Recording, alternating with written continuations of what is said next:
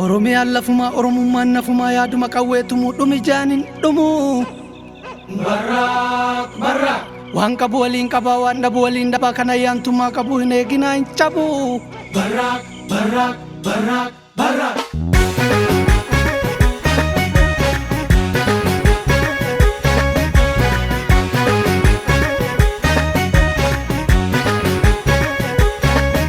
gaafa guulaa nu guulchisa gaafa duulaa nu duulchisa waan galgala abbaa eeggatu yoo beekkatan guyyaan beekkatu goonni diinaan girree bu'a gaafa xiiqii sabaaf du'a gaafa roorro ilmi dhiiraa gaafa xiiqii ilmi dhiiraa xiyyaara qabsoo keenya hayyootatu bararsee cabse mul'is gadaa Mustafa harawee qabsoo sirbaa fi dhukaa sakawee eebbisaafus maayyoo hirmiin ba'ame bakka laaf jireenyaa iyyaan dhabame biddeen lafee daadhii baaburatti daaksifame ittoo foona caalu hundeessatiin godhame hin nyaannu jiraan du'aan oodee nuti hima baafanna gumaa koodee walee normaa sirna ofiif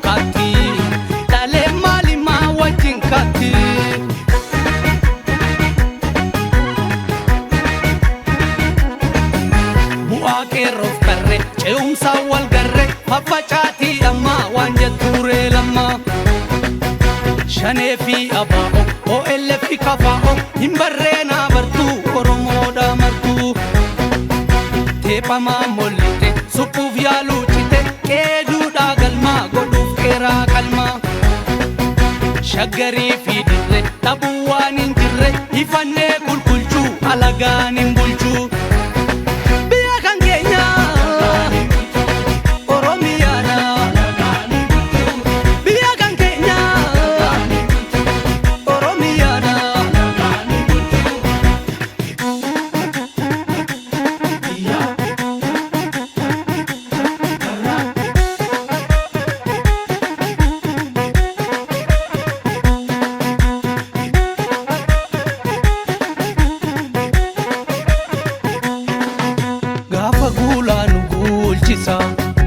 gaafa duulaa nu duulchisa waan galgala abbaa eeggatu yoo beekkatan guyyaan beekkatu goonni diinaan girree bu'a gaafa xiiqii sabaaf du'a gaafa roorro ilmi dhiiraa gaafa xiiqii ilmi dhiiraa namni Oromoo taatee qawwee ormaa baattee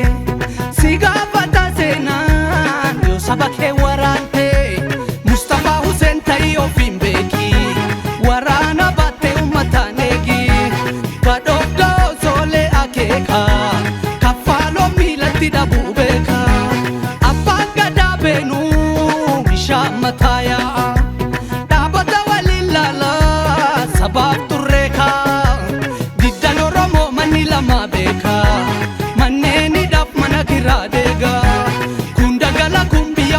keessa walitti qaba harca'ee wal keessa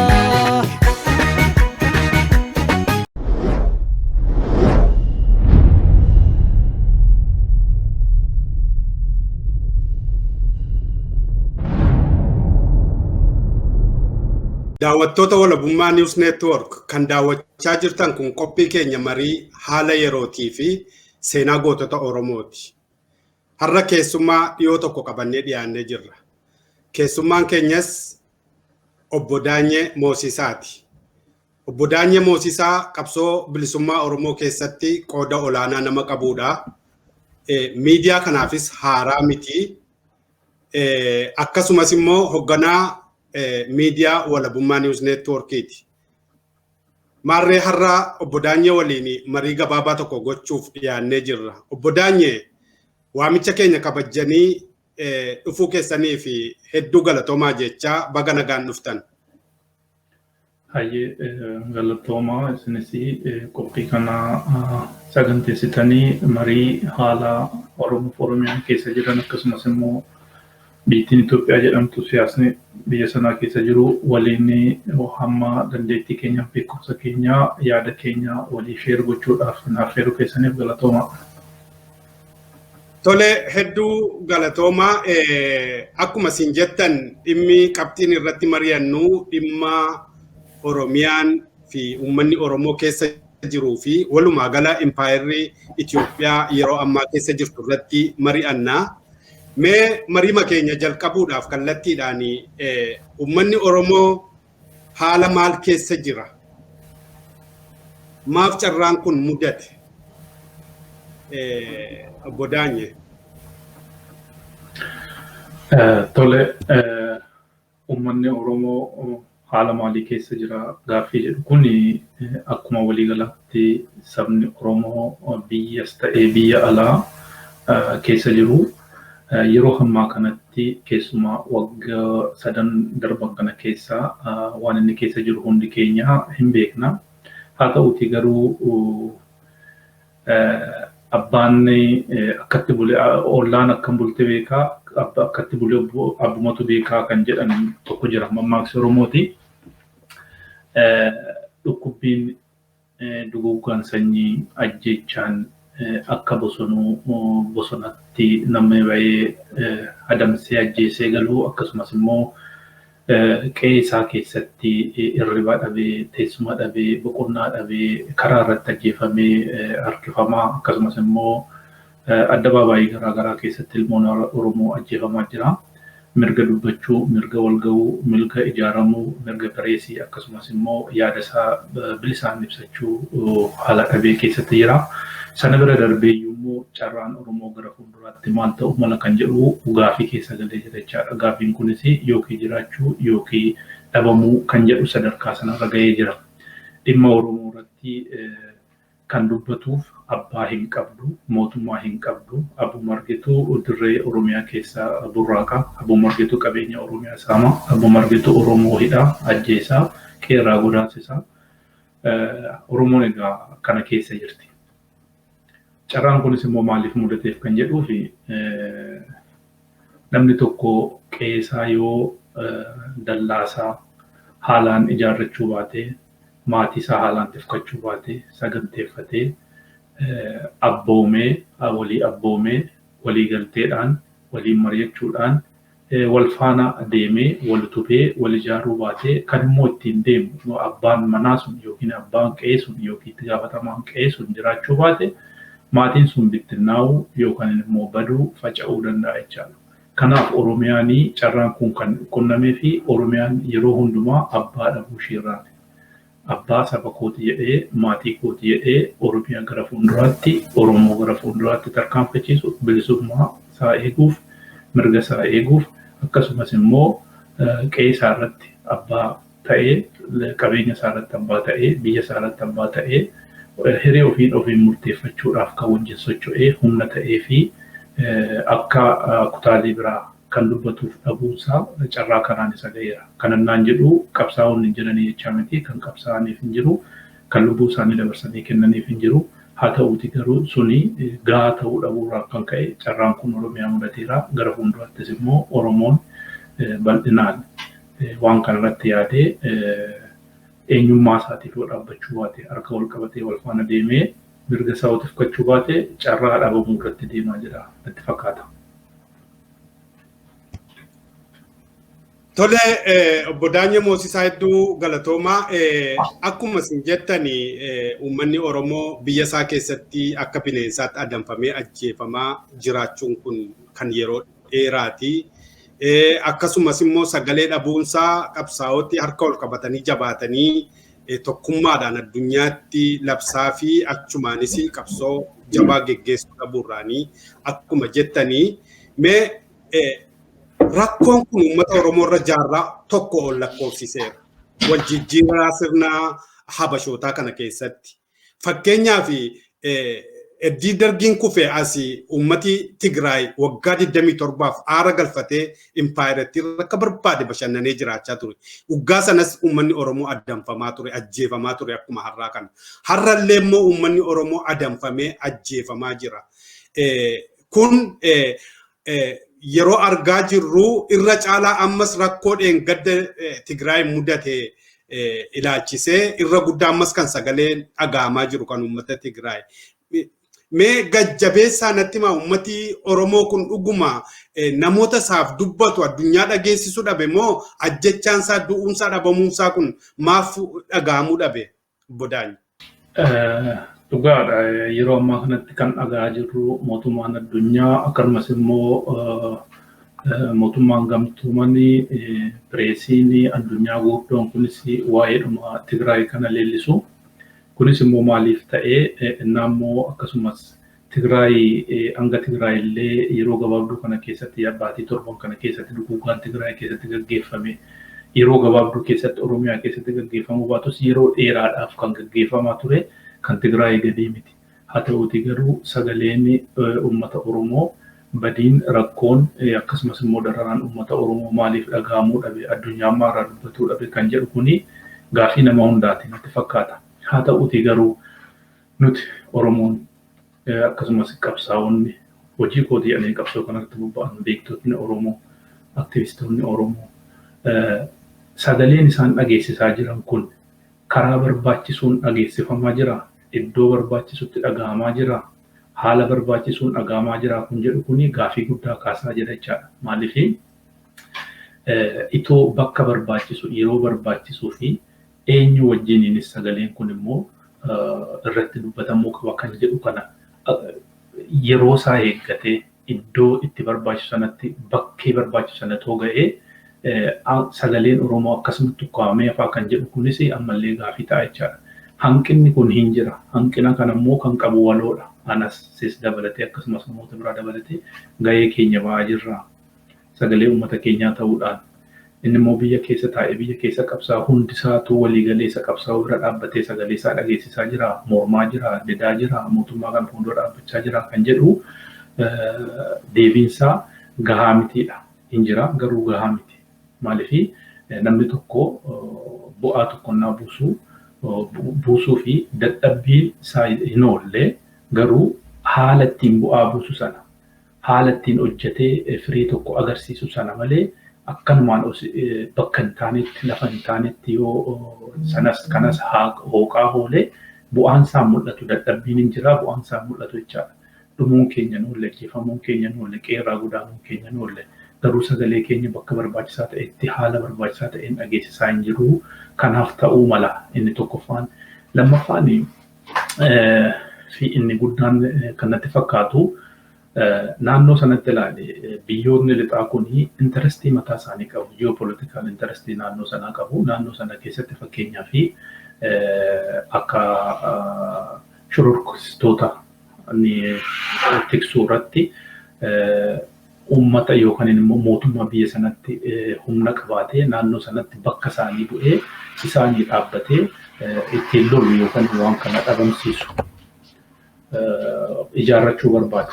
Sanaaf immoo humni Oromoon agarsiisaa jiru sun sochiin Oromoon agarsiisaa sun bakka wayyaanee yookaan immoo bakka OPDO kana bu'uu danda'amoo hin danda'u kan jedhu gaaffii keessa jira.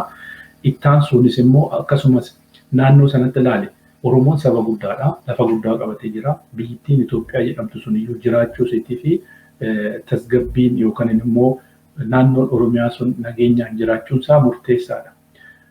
Itoo kun ta'ee jiru Oromoon yoo deeggarame Oromoon humna godhatee gaafiin Oromoon qabu keessaa inni tokko hiree ofii murteeffachuu kan jedhu kan seera biyyattii sanaaf taa'ellee jira. Kanatti yoo ce'an Itoophiyaan sun maal taati kan jedhus hormaa keessa galchuu danda'a natti fakkaata. Waan kun akka tasaa Oromoon hiree isaa murteeffate Oromoon akka Oromiyaatti yoo baate biyyattiin Itoophiyaa jedhamtu sun dhabamuuf deemti ta'a. Kanaafuu hanga danda'ametti callisuudhaan kanuma Tigraay sana duwwaa dubbachuun isa kana irra dibaa gochuudhaani tasgabbeessanii humnaanis maaliinis yoo ta'e akkuma danda'ametti tasgabbaa'ee biyyattiin sun akkuma taatetti gara fuulduraatti taasifachuutu. Kan jechuun Tigraay duwwaadhaan duuluu fi Tigraay deebitee mootummaa kana wal faana nagaa ta'anii biyyi sun akka gara fuulduraatti deemtu kan ta'u sana yaada akkasiis ta'achuu mala. Kuni dhibbatti akkas ta'a jechuu baate yaadni kunis nama keessaa dhabamuu hin jiru jechaadha. Waan kana ta'eef ituma arganuu ituma beekanuu callisuunis uma jira jechaadha. Karaa biraatii fi akka sadaffaatti kan fudhatamu dhuguma waggaa 27 TPLF'n karaa dippiloomaasii mootummaa addunyaa wajjiniin haala gaariidhaan wal simatanii wal beekanii wal qunnamtii gaarii uummatanii jiru. Oromoonni akka Oromootti nageenya jahaa jaalatu malee karaa siyaasaa hojii siyaasaa kanarratti dadhabbinneen agarsiisee keessaa inni tokko kanuma. Dippiloomaasii irratti hojjechuu karaa mootummaa addunyaa kana hundumaanuu kominikeeshinii inni qabu sun laafaa ta'uusaa agarsiisa jechaadha. Jarreen kun waggaa amma kanaa ijaarrataniiru waan kun akka dhufuu danda'u osoo waan beekaniif yoo kun ta'e maal goona kan jedhurraan kan ka'u karaa dinagdee isaa ta'u karaa dippiloomaasii isaa ta'u karaa siyaasaa ta'u addunyaa kana sirriitti qabatanii jiru. Kunis akka gargaara tokko isaanii godhee addunyaan isaan irraa hiyya. Aktivistoonni isaanis immoo dippiloomaasii duraan ijaarame kanarra dhaabbachuudhaan sagalee jiru sana faaktii jiru sana gadi baasuun bakka barbaachisaa ta'etti dhageessisuun akka sagaleen isaanii ol ka'ee dhagahamu godhee jira jechaadha. Kana waan ta'eef yeroo tokko sirumaa maaliif amma waraanni Tigraay keessaa haa ba'u jedhu malee Itoophiyaa keessaa haa ba'u kan jedhu hin dubbatamu. Itoophiyaa keessa jiru fakkeenyaaf amma Oromiyaa keessa jiru miti. Ituma ta'eeyyuu ituma Tigraay duwwaa keessa illee jiraatanii Tigraay keessaa haa ba'u jechuun kunu anaaf gaafii tokko maaliif Tigraay jedhama? Tigraay Itoophiyaa keessattuu jirtu. Tigraay keessaa haa ba'u jechuun kuni Itoophiyaa keessaa haa ba'u maa jechuu dadhaban kan jedhu kunis gaafii natti ta'a jechaadha. Kanaafi sagaleen Oromoo kan ukkaamamee yookaan immoo akka barbaachisaa ta'etti dhagahamuu dhabee jedhee yaadu keessaa isaan kana kun egaa akka tilmaama kiyyaatti saba biraas ta'uu danda'a jechaadha. Ammaaf kan jedhamu. Tole hedduu galatoomi obbo Daanyee dubbii guddaadha. Maaliifiti waraanni Eritiriyaa Tigraay keessa haa ba'u jedhu maaf Itoophiyaa keessaan jedhan jetteetta. Kan biraani uummati Tigraay sagaleen isaanii kan dhagahamuuf ganneen 27 darban kana dippiloomaasiidhaan hojii garaagaraan addunyaa keessa harka galfatanii jiru. Warri ilmaan Tigraay kuni kan jedhudha kun dhugaadha. Mootummaan Itoophiyaas Abiy Ahmed Dr. Abiy Ahmed simateera waan kana. Mee utuma dhimma Tigraay kana keessaati hin ba'ini ministeerri dhimma alaa Finland fi ergamaan addaa mootummoota Awurooppaa gamtoomanii dhiyeenya kana turtiisaa Empa'erri Ethiopia keessa ture keessatti mootummoota waliin yagguu haasa'u uummata Tigraayin balleessuuf akka isaan saganteeffatanii jiran ganna 100 keessatti gurra kootiin hin dhaga'ee jedha. Kanaaf kun immoo sanyii daguuggaadha. Kanaaf tarkaanfiin irratti fudhatamuu qaba. Garuu tarkaanfii irratti fudhachuuf deebii UN yookaan United Nations eegaa jirra jedha. Dhuguma mootummaa kana irratti sirna sanyii daguuggaatiin himatanii seeratti dhiyeessuuf deemu yookaan mootummaa kana loluuf deemu akkamitti yaadda kana? Tole kun hin ta'a ta'uus dhiisuu danda'a. Ta'uu kan danda'u tokkoffaa fi sochii qabsoo bilisummaa Oromoos ta'ee sochii qabsaa'onni Tigraay godhan irratti hundaa'a. Akkasumas immoo aktivistoonni Tigraay godhan irratti hundaa'a. Akkasumas immoo dhaabbileen addunyaa keessumaayyuu kan dhala mirga namaatiif morman biyya sana keessatti socho'anii daataa yookaan immoo odeeffannoo gahaa qulqullaa isaan walitti qabantu murteessa jechaadha. Akkasumas qabsaa'onni Tigraay aktivistoonni Tigraay rakkoo jiru kana bal'inaan yoo mul'isanii waan sun qoratamee haqni bahee haqa sana ittoo hin jallisiin ilaalennaa tokko haqa qabdu soba biraatti magdee waan sana jalaa balleessuu danda'ama. Hakuma jiru sana faaktii jiru sana lafa keessa aaxinnaatu isaa guddatus hakuma jiru sana ragaa qabatamaa wajjin gaafa laqa keessa isa humna qabaata. yoo irra dibuu irra keessa dabarsanii ni kana caala bareechaa hojjette isuma qabduyyuu balleessuu danda'a. Sanarratti of eeggannoo godhanii waan ta'aa jiru faaktii jiru kan haala gaariidhaan ija addunyaatiif yoo dhiyeessani sun ta'a. Maaliif yeroo fudhata malee akkuma biyyoota garaagaraa keessatti arginu addunyaan yeroo baay'ee dippiloomaasiidhaan deema. Dippiloomaasii kana maaloo adaraa jedheen kadhataa hin gorsaa jaarsummaatti ergaa dippiloomaasii karaa adda addaatti ergaa yookaan immoo qoqqobbii garaagaraatti godhaa tokko lamatuma jedhu yeroo fudhachuu mala. Haa ta'uutii dhumarratti garuu dhumni isaa akkuma argaa ture biyyoota garaagaraa akkuma fakkeenyaaf Yugoslaaviyaa soo fudhannee biyyoota Liibiyaa soo fudhannee biyyoota Afrikaa keessaallee biyyoota lamaan sadan tokko yoo fudhanne akkuma hollaa keenya Sudaan soo fudhannee wanti kun akkasumatti yeroo fudhachaa ture gaafatamaa kadhatamaa ture dhumarratti garuu tarkaanfii fudhatameera. Tarkaanfiin kun kan fudhatamu garuu tarkaanfii akkamiiti kan jedhu innis egaa haala yakki sun hojjetamerra dhaabbateeti. Humna ta'uu danda'a yookaan immoo yakkaan addunyaa irratti gaafatamuu danda'a. Qoqqobbii dinagdee kan viizaa duwwaa ta'uu hin taane dinagdee waliigalaa ta'uu danda'a. Mana addaatiin irratti fudhatamuu danda'a. Haasaa sanaa wal qabatee kana fiduu kan danda'u keessaa haasaa itti gaafatamaan yookaan immoo dhimma hajaa alaa Fiinlaandii fi ergamaa UA ta'ee kan Itoophiyaa turee fi aangawoota biyyattii sana waliin haasaa ture keessatti duguggaa sanyii Tigraay irratti waggoota 100 akka waliin kaane gochuudha kan jedhu sana akkanatti fakkaatutti kallattiidhaan akkas goona jedhanii itti dubbachuu baatanis gochaan isaan godhan haasaan isaan haasa'an haalli isaan ittiin aktii godhanii nama bilchaataa tokko nama dippiloomaasii yookaan immoo waan kana irratti muuxannoo guddaa qabuuf hifaa jechaadha. Isa duwwaa fitoo hin taane nufuu hifaa jechaadha. Mootummaan ofiin jedhee of waamu sun yeroo baay'ee yoo akkas taatan yoo kana dhaga'uu baattan yoo kana godhuu baattan isin balleessina isin barbadeessina isin maal kun jechaan maal jechaadha. Fakkeenyaaf qaamni lamannaa wal dorgomu qaamni inni tokko sagalee guddaa argata. Inni sagalee isaan kennine sun inni sagalee dhabe suni sagalee waan naan kennine fi waan naan kennine nan barbadeessa jecha nan deeggare jechaadha. Nama nan deeggare nan balleessaa jechaadha. Egaa biyya sana keessatti yoo siyaasa mootummaan ammaa mootummaa ofiin jedhu gaggeessu kun deeggaruu baate nan balleessa yoo jedhe nan barbadeessa yoo jedhe kuni sanyii duguggaadha jechaadha. Sanyii duguggaadha jechaadha. Akka isaa waggaa 100 waliin kaaneen godhee balleessa yoo jedhe namoota sana balleessuun haala adda addaatiin ijaaramuu danda'a. Siyaasa isaanii balleessuu danda'a. Uummata sana balleessuu danda'a. Karaa dinagdee, karaa siyaasaa, karaa hawaasummaa, karaa hundumaatiin uummata sana doomineet godhee akka lammata waliin kaane godha jechuun yakka jechaadha uummataa isaatiin. Kanaafuu jarri hin jedhanii hin jenne jechuun rakkisaadha. Maaliif guyyaa guyyaan jechaa oolu. Guyyaa guyyaan jechaa oolu. Mootummaan biyya sanaaf jedhee of waamu sun immoo keessumaayyuu muummichi ministeeraa yeroo baay'ee waan ganama dubbatu galgala waan biraati yookiin immoo yeroo laaqanaa waan sadaffaa haasa'a. Wanti inni jedhu waan wal faallessu, waan nama burjaajessu, waan kijibaan guutame duwwaadha yeroo hundumaa. Waan hamma jedhe sana borummoo akka waan kana hin jenneetti akka gaariitti deebisee dubbata. Waan amma immoo akka gaariitti dubbate borummoo faallaa sana waan dubbatuuf waan ofii isaanii dubbatan iyyuu quba hin qaban. Kanaafuu yeroo hundumaa nuti kana hin jenne kun soba kun kijiba jedhanii kan dubbataniif kanaaf. Karaa biraatiin immoo hangaa'onni biyya sana keessaa waa tokko naa dubbatan akkuma irribaa ka'een akkuma yaadni tokko gaafin tokko dhiyaateen marii tokko malee qorannoo tokko malee waliigaltee tokko malee hundumtuu karaa isaa beeti yaada adda addaa kenna. Kunis rakkoo guddaa rakkoo isaan keessa jiru isaanii hojjechaa turan sana akka ifa ba'u godheera. Taayyee waa tokko gadi ba'ee dubbata. Abiyyi waa tokko dubbata. Shimallis waa biraa dubbata. Dammaqaa waan biraa dubbata. Waliigalteen waan tokko irratti mari'atanii kun akkasitti ta'uu qaba. Akkas goona kan jedhu sana wanti irratti mari'atanii yaada tokkoo fi tekstiin isaa eenyumsaa adda adda ta'uu danda'a. Yaadni isaa garuu kontekstii yookaan immoo xumurri yookaan immoo cuunfaa yaada isaanii tokko ta'uu qaba. Isaan kan dubbatan garuu waan wal faallessu jechaadha.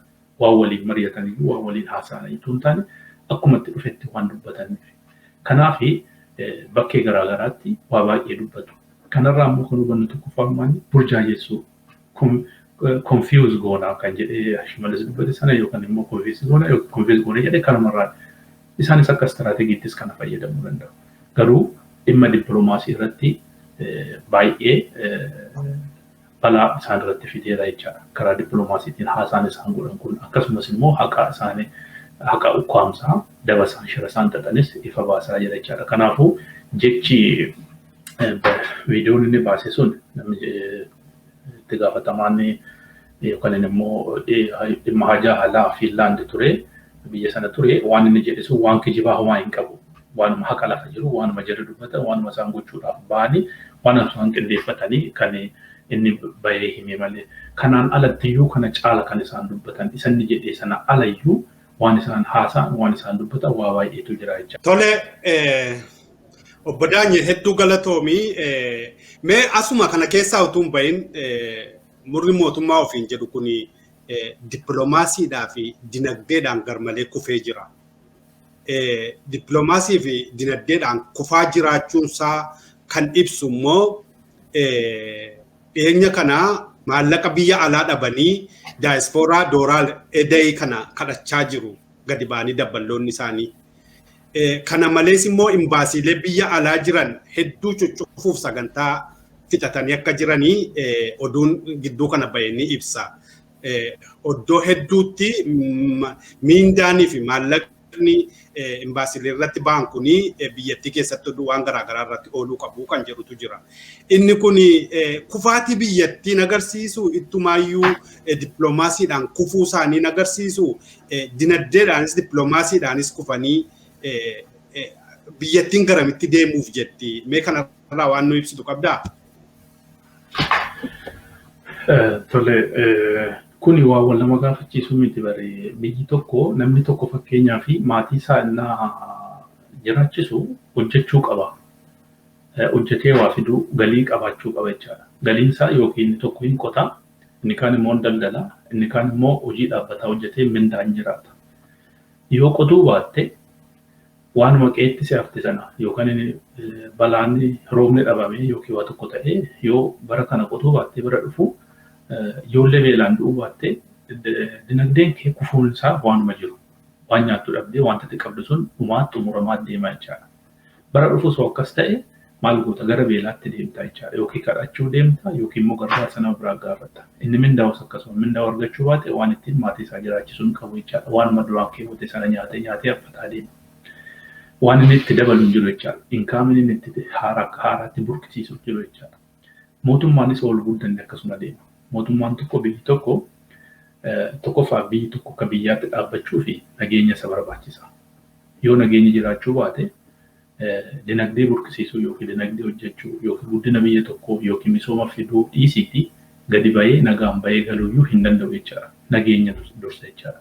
Gaafa nageenyi sun eegame tasgabbiidhaan innillee dandeettii sammuutiinis haa ta'u humnaanis haa ta'u karaa biraa qabu sun dandeettii isa kanatti muuxannoo isaa kanatti fayyadamee bu'aa tokko biyya isaatiifis buusee ofiifis buusuu fi nagaa qabaachuu qaba jechaadha. Sammuun isaa tasgabbii yaaduu qaba jechaadha.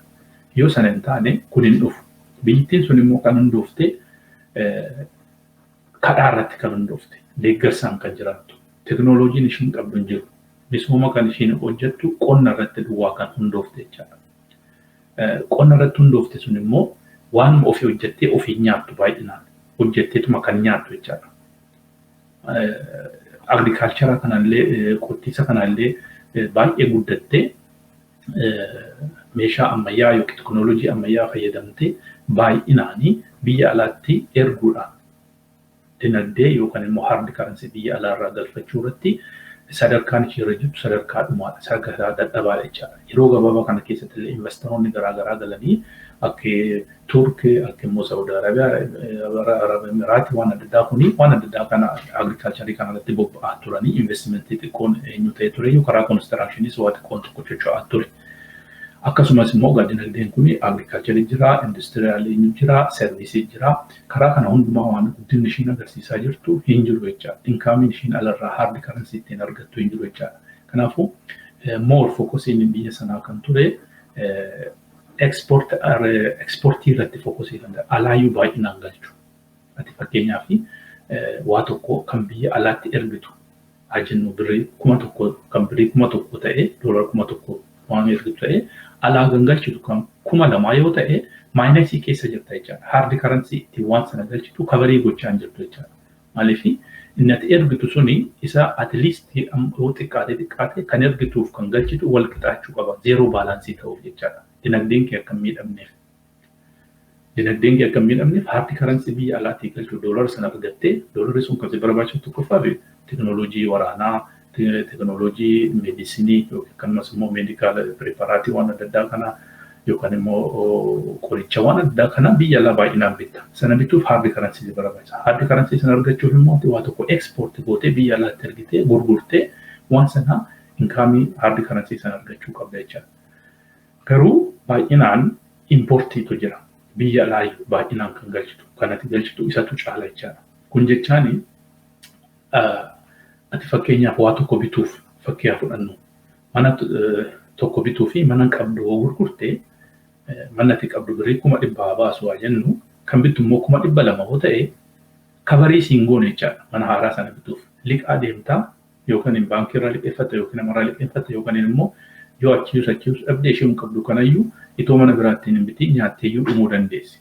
Garuu 200 gurgurtee kan bittu 200 ta'e achirraayyuu inkaamii geenii biraa qabda argatte waan argatte sana immoo waan biraatiif pilaanii biraatti baafatte jechaadha. Waan biraattiin hojjechuu misooma ta'uu danda'a, waan adda addaa ta'uu danda'a itti fayyadamuu dandeessa. Kanaafuu wal maayinesii keessa jirti biyyattiin sun akkuma isa kadhaa yoo dhiifne jechaadha. Isa kadhaa keessa toongaliin wanti ishiin hojjettee biyya alaatti ergitee biyya alaarra immoo kan jirtu biroo qabde zeeroo baalaansii iyyuu ta'uu itoo hin taane sanaa gadi bu'eeti maayinesii keessa jira jechaadha. Tokko kan lammaffaaf immoo waan kun maayinesii keessa jirtuuf baajetni ishiin waggaatti biyya sanaaf ramaddu mindaafis haa ta'u, nageenyaafis haa ta'u, tikaafis haa ta'u, meedisiniif heelzikeeriidhaafis haa ta'u, barumsaafis haa ta'u, waan hundumaafuu mootummaa biyya alaa keessumaayyuu adda durummaadhaan yeroo baatu gargaaraa ture. Yoo gargaarsi kun irraa dhaabbate wanti ishiin alatti ergitee inkaamiin ishiin argattee waan sana kabarii hin goone waan hin jirreef biyyi kun baajata isheellee ramadachuudhaaf hin dandeessu jechaadha. Maayinesii keessa galtee jechaadha. Biyyoonni Ameerikaa akkasuma biyyoonni garaagaraa gargaarsaan godhan irraa dhaabnaanii akkuma addisira jedhe sana wanta ati gurgurtee waan tokko bituuf hin jirtu maayinesii keessa waan jirtuuf of gara of dadhabuutti waan ishee qabdu sana amma jirutti nyaattee tattaafachuu gaafa sun immoo dhuftee gara balaatti gara kufaatiitti deemaa jirta jechaadha. Kanaaf biyyattiin tootaalii kufaa jirti. Kufiitii sanas immoo kan fooyyessu akkuma jette dinagdeen kunis dhufuu kan danda'u tokko eenyu misooma guddaa waan hin qabneef. Lammaffaa dippiloomaasiidhaan waan kufteef. Dippiloomaasiin kufuun ishee immoo akka biyyoonni alaa biyya kana deeggaranii rakkoo ishiin jirtu kana bira dhaabbatanii gargaarsa duraan gochaa turan kana hin gooneef waan gufuu ta'eef galiin ishiin argattuun dhaabbatee oomishtee immoo biyya keessatti naashinaal piroodaaktii gootee yookaan immoo sarviisis haa ta'u piroodakshinii garaagaraas haa ta'u gootee waan sanaan inkaamii as galfattu waan hin qabneef kullachuu jalaa dhabamee jira jechaadha. Gargaarsaan hin argattu biyya alaatti ekspoortii gootee galii gaarii hin argattu achirraa bu'aan argattu akkasumas immoo diyaasporaan biyya alaa jiru. Yeroo tokko ammam dhugaa ta'e hin beekamu malee maallaqni ishiin waan tokko biyya alaatti argitee meeshaalee biyya alaatti argitee argattuu fi kan diyaasporaan firoota isaaniif erguudha. Hardi karansii biyyatti ergee hardi karansii biyyi sun argattu na wal bira qabanu kan diyaasporaan ergutu caala kan jedhamu yeroo baay'ee dubbatamaa jira. Innis dhaabbatee jira akka sadaffaatti jechaadha. Egaa maal ta'e biyyattiin kun rakkoo ishee fi of taatee haftee jechaadha. Rakkoo kana immoo kan fide mootummaa siyaasa biyyattii sanaati jechaadha. Siyaasni biyyattii sana kan fide maaliif tokkoffaaf biyyattii jiraataa biyya sanaa lammii biyya sanaa wal qixa ilaaluu dhabuun waliin mari'atanii biyya sana akkamitti gara fuulduraatti deemsifna akkamitti dinagdee guddisna akkamitti nageenya biyyattii sanaa tasgabbeessinee waliin wal faana guddannee rakkoon keenyas badhaadhinni keenyas waliin jedhamee irratti mari'atamee istiraateegiin yookaan immoo pilaaniin gara fuulduraatti ittiin socho'an karaa siyaasaa, karaa dippiloomaasii, karaa dinagdee, karaa hawaasummaa, karaa hundumaanuu akkamitti walii galtee waloo biyyi sun biyya kana keessatti wanti hundu na ilaallata kan jedhu jaarmiyaalee siyaasaa haa ta'u, siviil soosaayitii haa ta'u, civic organization haa ta'u, waan hundumaa sanaan qaama ilaallatu hundumaan ta'anii mari'atanii biyyattii kana gara fuulduraatti sochoosuu irraa baqachuudhaan humna filachuudhaan waan deemaniif rakkoon kun kan mudate kanaaf jechaadha. Eenyu himatti biyyattiin kun rakkoo humti fayyadhan ofuma himatti. Kanaan alatti namni himatan hin jiru jechaadha. Ofuma balleessanii ofuma rakkoo keessa seenan. Kanaafuu garamitti deemti kan jedhuu fi gara kufaatiitti deemti. Biyyi kun already kufte jechuu iyyuu hin dandeenya. Garuu oolchuun immoo hin danda'ama kan jedhuuf oolchuun hin danda'ama. Yooma oolchuun danda'ama. Yoo akkuma nama jedhe kana qaamota biyya sana keessatti rakkoon biyya kanaas ta'e gaarummaan biyya kanaa guddinni biyya kanaa ni ilaallata jedhanii biyya sana keessatti gahee guddaa qabaatan jaarmiyaalee siyaasaa hundumaa civic organization hundumaa karaa amantiis haa ta'u karaa hundumaa wajjin ta'anii maal keessa jira maddi rakkoo kanaa maali akkamitti immoo rakkoo kana furra jedhanii wajjin ta'anii tasgabbiidhaan yaadaan waliin mari'atanii biyya kana gara fuulduraatti yoo hin fuune taane biyyittiin already jigaa jirti jechuudha. Warri jigsu keessa ammoo warra keessumaayyuu Empa'erri Ethiopia jedhanii halkanii guyyaa foddaa TVtiin baanii nutti lallaban kan biyyittii jigsaa jiran isaanitti garuu mul'achuu dhiisuu danda'a laata hoo jenne hunda isaaniitti mul'atu hunda isaaniitti immoo mul'ata warri itti mul'anne warra sammuun isaanii siyaasa kanaan jaame Empa'erri kan jedhu sanaan sammuun isaanii cufame cufaa waan biraa seensisuu hin dandeessu jechaadha. Tootaalii sammuun isaanii cufameera jijjiirameera. Isa malee arguu hin danda'an. Warri immoo isaan cufanii akka hin banamne kana furtuu sana qabatanii ta'anii warra fedhii mataa isaanii karaa siyaasaa karaa jiruu isaanii irratti hundaa'anii siyaasa eliitii warra naftanyaa gaggeessan kana biyya Itoophiyaa inni gaggeessan kanatu akka sammuun uummata sanaa jaamee hafu gochuudhaan akka baay'ee bal'inaan ammallee akkasumatti fufanii fi rakkina kufaatii biyyattii akka hin argine gochuudhaan kufaatiin sun akka daddafee kan sila suuta deemu akka dafee kufu kan gochiisan isaan jechaadha. Haaluma kana gaa natti fakkaata yoon bal'inaan keessa deemnes hin danda'ama garuu yeroo keenya seevi gochuudhaa fi karaa dinagdee inni yeroo biraa bal'inaan dinagdee sun maal fakkaatti akkamitti jira persenteejiidhaan yookaan immoo harka meeqatu galaa harka meeqatu kan jedhu innaa biraa irratti haasa'uu dandeenya.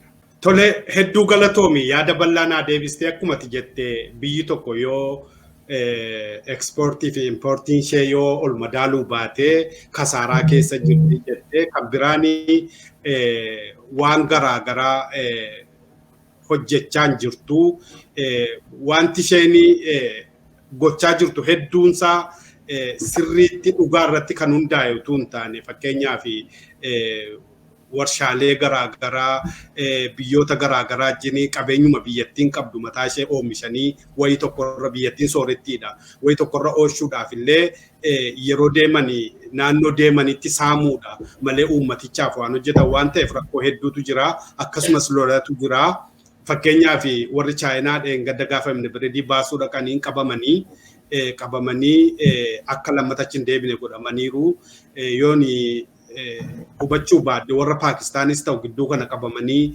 waan hin barbaachisne akkan goone akeekkachiifamanii jiru. Kana jechuun isaan naannoo himne biredii baasan kanatti ummatichaaf waan godhaniin saamu oddoo warqee baasaa turanitti ummati keemikaalaan dhumaa ture mootummaa biyyichaaf hin yaanne saamuudha waan ta'eef mormitootaa fi ummatichi tole jechaan jiru. Kana malees immoo ati biyyattiin qabeenya qabdi qonnaa irratti irra guddaa kan irraatu jetta. Qonnaadhuma kana iyyuu immoo amma dhiyeenya kanaa naannoo lolli keessa jiru keessatti qonnaan qotamaa hin jiru. Deeggarsi qonnaaf godhamu hedduun hin jiru. Tigraay keessatti akka qonnaan hin qotamne iyyuu godhee jira mootummaan akka dhagaa jirrutti maaliif yoo qonnaan jiraate sochii jira minaantu margaa achi keessa mormitoota dhufee nu rukuta jedhee qonnaa irratti dhiibbaa guddaatu jira. Walumaa gala akkuma jenne alaawaa argachuun ishee hin jiru. Fakkeenyaaf wannoonni addunyaa waggaa 7 fiyyuu akka gargaarsan goone dubbachaa jira. Akkasitti biyyattiin beelaanis dhumuuf deemte jechuudha. Amma Tigraayitti uummatii hedduun beelaa jira. Oddoo kaanittis qotachaa waan hin jirre beelaaf deema. Egaa biyyattiin beelaa fi waan garaagaraan dhumuuf deemti jechuudha. Kana akkamitti ilaalta? Mee yaada xiqqoo ishee nuu kennu. Galatoom. Galatoom waa tokko na yaadachiifte yaa suni akkuma jirutti ta'e laali Innaan kutaa sagal bara dhunatti fakkaata barsiisaa koo tokko maqaa sana irraa fedhe Amaariffaa nu barsiisa. Yeroo hundumaa namni kuni uffanni isaa waanuma ittiin ciisee akkuma ittiin ciisee shamiza kanas waan uffatee kan caccabee kan eenyu ta'e akkasumatti waanuma ittiin gangalataa oolee dhufe fakkaata. Jecha yeroo hundumaa kan fayyadamu afaan Amaariffaatiin wusxat jedha yookaan immoo afaan keenyaan keessoo jechuudha laataan beekame keessoo yookaan immoo keessa isaa internaal eenyusaa ta'uudha jechaadha. Wusxat jedha. Yeroo baay'ee dubbisee waan kana waan dubbatuuf maaliif wusxatii kana fayyadamta jennaani uummanni Abashaanii jedhe akka uummanni jedhetan jedha Abashaanii kan inni agarsiisuu barbaadu alasaa malee keessa isaa miti. Alasaa kana inni arginu waan mimmiidhagaa waan cuculuqaa kan argina keessi isaa garuu duwwaadha jedhe. Anannaan argitan keessi koo kun amma caccabaa yookiin wanti ittiin gaggalachaa dhufe isinitti fakkaata. Keessi koo immoo kan biraati ani gaariidha yookiin jedhee isinitti uffatu hin taane kan ilaaluun isinirra jiru keessa malee gubbaa isaa miti. Keessa ilaaluunis gubbaa ilaaluunis waa tokko atiraaktii gochuuf ta'uu danda'a. Garuu keessi isaa sana fakkaataa kan jedhu. Kana kan hin jedhuuf maaliifi maal jedhe nama tokko mana isaan naadhatanii jedhe sireen irra ciisu kuni kan gubbaa isaa irratti uffanni siree kuni birrii 1000 bitanii cululuqaadha. Itoo waan sanarra ol qabdanii maashinii isheen siree rafan sun afaan keenyaan soolaa sajjada jedhan kuni huraadha jedhe. Kopheen isaan cululuqaa guyyaa guyyaatti si'a lama dibaa jedhe. Itoo kophee baafadhu jettanii qubni isaa shananuu huraadha eenyu keessaa bahee jira jedhe. Kanaaf wusxat jedha. Biyyiin Itoophiyaa kuni amaluma biyya sanaa taatee afaaniin akaakii sarraaf jechuu namni sun keessa qeensaa duwwaadha homaan qabu. Waan nyaatuun qabu waan dhuguun qabu. Garuu afaaniin akaakii sarraaf jedha jechuudha. Kuni waan duubatti afaadha. Yeroo wajjin hin deemu. Na tokko rakkoo kee dhufkattee alatti gaarummaa of agarsiisu jette maybe karaa icciitii baasuu babuun kee fi sirri ta'uu danda'a. Garuu of sobaa jiraachaa jechaadha. Waan hin jirre jira jechaadha. Waan hin qabne hin qaba jechaadha. Biyyittiin sunis rakkoo ishee keessa jiru sana dhullaa biyya sana keessatti dhodho'aa jiru sana fayyisuurraa lakki dhullaa hin qabnu, lakki rakkoo hin qabnu biyyi keenya tasgabbiidha. Uummanni keenya hin beelofne, waraanni hin jiru, rakkoon hin jiru, siyaasaan, dimokiraasii maal jedhan kuni internaalii isaanii babbareechanii agarsiisuu yaadu. Garummoo isa external isaanii jechaadha. Isa isaan external yookiin gubbaasaa nu dibanii nu agarsiisuu barbaadan kana nu duwwaa otoo hin taane addunyaanuu isa bira darbee keessa seeneeti rakkoosa isaan keessa dhoksuu yaadan sana argaa jira jechaadha. Dhullaa dhuuf qophaa'aa jiru. Fanjii dho'aaf qophaa'aa jiru kana argaa jira jechaadha. Ammallee ittuma akkasitti jiru itti fufaniituma garuu isaan lakkumtuu hin jiru. Dhibee hin qabnu rakkoo hin qabnu jechaa jiru jechaadha. Soba irratti kan hundoofte jechaadha biyyattiin. Sobaa fi humnaan jechaadha. Iddoo humnaan si rukuttee eenyu gootetti humnaan si rukuttee rasaasaan yookiin qaawwa afaan qabeetiin iddoo kaanitti immoo afaan sobaatiin. Yaa kun waan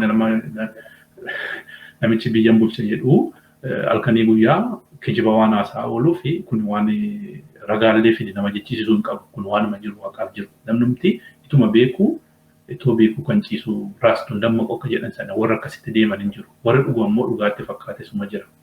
Kanaafuu waa'ee amma biyyittiin beelaa fudhanne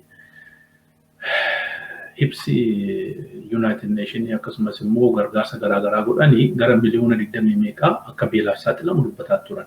Faakti immoo yeroo ammaa kanatti atattamaan yoo nyaacha argachuu baatan keessumaa naannoo Tigraayitti 350 waan akkasii kan ta'u atattama. Ibidda bo'oo akka ibiddinaa qabate jechaadha. Waan sana dhaamsuu baannaan gabatee dhuma jechaadha. Uummanni kuni yoo dafnee qaqqabuu fi baanne turaniiru. Namoonni kun akka turanitti malee akka jiruutti hin dubbatamu jechaadha. Paastii kaa'aa jechaadha. Dhumanii darbu jechaadha. Tigraay duwwaa miti. Oromiyaa keessatti uummanni lakkoofsi isaa miliyoona 5 hanga 17tti waggoota darban kana keessatti beelaaf saaxilamaa kan jiran kun beekamaadha. Biyyi kan yaaduu qabdoti biyya kee yaadde biyya sana uummata sana bulchaa hojjette uummanni sun rakkoonsaa maaliif? Namni sun maaliif beela'a? Maalni rakkoonsaa? Akka inni hin beelofne immoo gargaarsi karaa mootummaa isa barbaachisu maali? Gorsa haa ta'uu, dinagdee haa ta'uu, karaa itti agarsiisuu haa ta'uu, karaa adda addaatiin maali jedhee wajjin taa'ee wajjin haasa'ee rakkoon keessan maali? Tokko tokko fakkeenyaaf itoo danda'u, itoo hojjechuu danda'u kan callisee tumciisee beela'u jira. Maaf ciifta rakkoon kee maali? Akka namni siilaatu barbaade kun hin ta'u hojjettee qabaachuu qabda. Inni kaan immoo fala dhabee kan rakkatutu jira jechaadha. Karaa neechariyaa ta'uu akka bokkaan dhabamuudhaan, siiziniin eenyu ta'uudhaan ta'uu danda'a. Dizaaster ta'uu waan adda addaa kana ta'uu danda'a. Inni kun akkamitti fooyyessuu danda'ama? Jallisuu waan adda addaa gochuun akkamitti fooyyessuu danda'ama kan jedhu hojii mootummaati. Hojii mootummaa birattis immoo dhaabbileen kanarratti hojjetanis immoo jiraachuu qabu. Dirqama mootummaa duwwaa itoo hin taane jechaadha. Kanaafi gara fuulduraatti wanti kun atattamaan rakkoon siyaasaa kun furamee gara rakkoo uummanni akka beelaan saaxilamne beelli gaafa saaxilame immoo beelli sun immoo rakkoo biraa fidee dhufa. Namni beelaa saaxilame yeroo baay'ee dhibee adda addaallee sana keessa dhufa jechaadha. Vaayirasiin adda addaa warra shinii isaan jedhan kunillee sana keessa dhufa. Namoonni baay'een iddoo tokkotti walitti eenyu ta'anii dhibeen sun hin daanyu ta'ee nyaachi sanarraa ta'anii sanarraa taayifoodii waan adda addaa kuni babal'achaa deema jechaadha. Rakkinni kun dhalachaa deema. Maaliif rakkate? Rakkoon keenya maal jedhee of keessa ilaaluu qaba jechaadha. Kanaaf naannoo dhiyaa kanatti, kibbaa kanatti akkasumas immoo naannoo Tigraayitti qonna hin qotiinaa kan jedhanii dhorkaa jiran amma Tigraayitti kan jedhamu bal'inaan dubbatamaa deema. Namoonni achi jedhanii egaa namoota naa jennu kan nuti mootummaan illee bakka buusee achi kaa'ee faaktii waan jiru dubbataniiru. Mootummaatu filee achi kaa'ee jarreen kun dubbataniiru jechaadha. Warra loltuutu akkas jedhee wayii lakkeessuu jechuu dandeessa ta'a. Garuu mootummaan filatee siyaasa koo gaggeessa jedhee kan geesse waan dubbatanii akka namni hin qonne, akka sanyii hin arganne, akka lafa kana nutu barbaada maal jedhanii dhowwaa jedhan dubbataniiru jechaadha. Kun jecha maalni isa rasaasaan ajjeesuu dadhabde beelaan ajjeesuudhaaf deemta jechaadha. Ilaalchi as keessatti jiru maali? Uummanni beela'e, uummanni rakkate bulchiisaaf tola kan jedhan siyaasa duratti Sooviyetii biratti keessatti fayyadamaa turan tokkotu jira. Uummanni beela'e bulchiisaaf tola kan jedhan. Yoo beelofti yoo rakkatte nyaacha sii kennaa tole jettee nama nyaacha sii kenne faana deemta. Ilaalcha akkasii kun ilaalcha dadhabaaf duubattafaa kan yeroo ammaa faana hin deemne jechaadha. Humnaan cabsu, beelaan cabsu, gudeeddaa uummata bal'aa dubartoota yookiin daa'ima irratti gaggeessuu waan adda addaa gochuudhaan karaa biraatiin illee summii adda addaa illee fayyadamanii bishaan irratti waan adda addaa ta'anii waan sana uummata sana balleessuu waan sana irratti gochaan akka deemamaa jiru mul'ataas jira, dubbatamas jira, karaa adda addaa ba'aa jira jechaadha. Kanaaf egaa wal qabatee jira waraana qonna dhoowwuu yookaan immoo qonna qotachuu dhabuudhaan namni hojjetatee daldalatee dhabuurraan kan ka'e qabeenyi isaan qaban jiruu isaaniitiif gara fuulduraatti akkamitti jiraanna maal jaanneet boru waan kan jedhu gara yaaddoo keessa uummata galchaa jira. Kun immoo mootummaa kana fayyadamoo jennee fayyadnu yeroo hundumaa sun ani beela jettee harka mootummaa kadhattee yeroo hundumaa yookaan immoo jilbeenfattee nama tokko buluu hin dandeessu hin iyyattee ba'uun kennuuf garasittis deemaa jira jechaadha. Kanaaf rakkoon akkasii kun rakkoon beelaan uummata beelaaf saaxiluu kuni siyaasuma mootummichaa keessa waan jiru fakkaata. Yeroo dheeraaf fudhannee jechaadha. Yeroo dheeraaf innaa tokko Sooviyetii biratti biyya Yuukireenii Sooviyetii biratti kan ittiin kumatan keessaa tokko bara sana maal jedhu beela harkaan hojjetame kan jedhamtu jira. Itoo midhaan jiru midhaan dhoowwatamee kan lammii Yuukireen sana irratti ajjechaan sanyii gaggeeffameera. Sanyii duguuggaan gaggeeffame kan jedhu kuni hawaasni naannoo sanaa seenaa Yuukireen keessatti hin jira. Sooviyetii birattiin Yuukireen cabsee jalatti galchuudhaaf innaa jedhu waraanat ture, beelat ture, maalit ture jedhanii garuu midhaan itoo jiru midhaan jalaa dhoksuudhaan jalaa fe'anii gara naannoo biraatti dabarsuudhaan uummanni sun akka beelaan dhumuu kan godhantu jira jechaadha. Kun egaa maalli mootummaan itti fayyadama jechaadha waan akkasiitti uumatti fayyadama. Kun waan soba ta'us miti waan immoo fakkeessaa ta'uu miti. Itti fayyadamamaa ture bakkee adda addaatti biyya diktaatariidhaan bulchaa ture ammas itti fayyadamaatuma jiru jechaadha akka biyya Itoophiyaa kanatti. Kun waanuma jiru dinagdeen biyyattii kufaa gaafa deemee uummanni beela'eera jedhee mootummaa kana wanti akka reebuuf hin jiru garumaa fincilaatti deema. Gaafii kee isa tokko na irraanfadhee dhiiruma wajjin yoo na yaadachiifte eenyu ta'a. Tole hedduu galatoomi dubbii gurguddaa jette uummati addunyaan uummata biyyattii akka inni beelaa jiru keessaa yoo Tigraay keessatti uummati akka beelaa dhumaa jiruuf dhumuuf deemu ibsaa jiru muummichi ministeeraa kaleessa bashaashaatti Tigraay beela'ee hin jiru BBC'n gaafannaan wannoo tokko yaadadha wisoo durii qabsoo keessatti jennu uummanni beela'ee buddeena gaafata sabni gabroonfame biyya iyyaafata murni sana dhiisee rasaasa hidhata lolli gaafa Afrikaa kan abba ballataa kan jedhu tokkotu ture mootummaan akkuma jette fakkeenya fudhatteetta warra Ukrainiin warri baay'een immoo Kosovo fa'aa fudhachaa jiru waan Slovakiaan Milosevic godhe fakkeenya mootummaa amma ofiin jedhu biyyattii sanatti fudhatu. Toleme gara dhumaatti deemaa jirra gaaffii lamaan sadan tokkotu naafaa gaggabaabsinee jenna. Aangawooti PP waboo balleessuudhaa fi uummaticha dhabamsiisuu qabnaa jedhanii.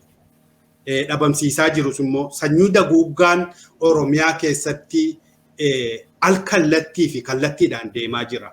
Mootummaan addunyaa maaf gurratti kennuu dhiisee sila dubbannee jirra.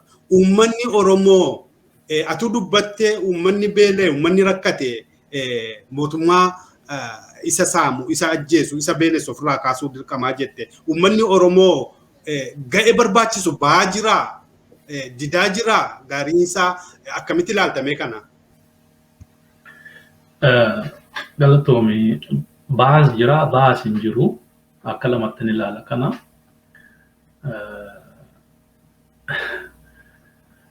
Laali